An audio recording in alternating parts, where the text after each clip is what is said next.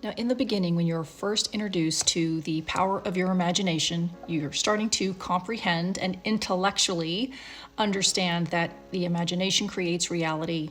It's completely fascinating. It is almost like, what if? Like, does that stuff really work? It does.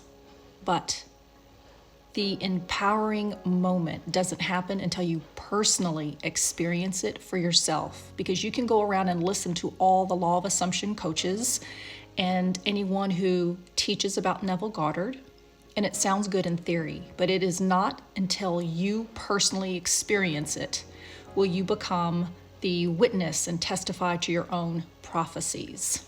The Bible, again, it's a book on mind science. From Genesis to Revelation is you coming into this knowing of who you are.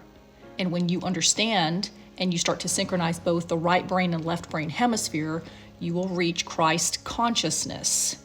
And you have mastered the mind.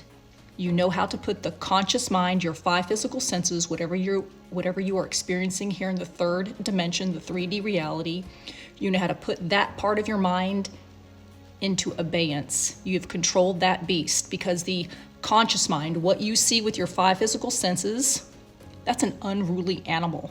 That part of your mind, your left brain hemisphere, it's an unruly animal, and you got to control that beast. So when you first understand and come into this personal experience, how the imagination works, you now know and have experienced the law of cause and effect. That is, the right brain hemisphere, your subjective faculty, is where you go to create your imaginal scene. The emotional state of completion, your desire already done, your prayer already answered.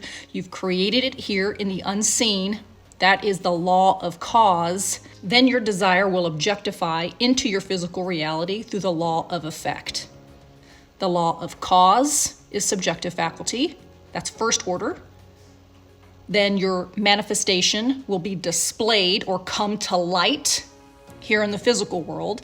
That's the law of effect. That's second order. And apply that to your daily life. It'll start getting easier and easier, and your confidence and your belief will be developed. In the beginning, mindfuckery games. Does this work? Am I doing it right? So many doubts. Where's my shit? Why isn't it manifested? Why isn't it working? But through your small wins, I just found my thumb ring, or I got a $500 check, or I got that phone call that I wanted. It was all the little small things that started to build my confidence in trusting in my imagination.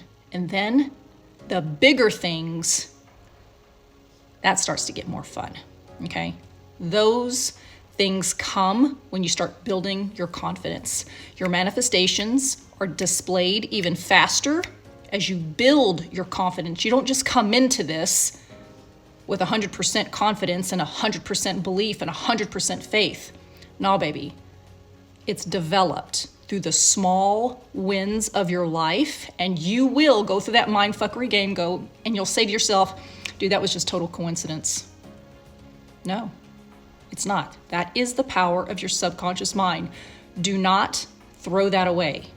So develop your confidence through the small little wins, and I promise you, unfoldment will come. You will see the power of your imagination. Test it. Test me. Prove me wrong.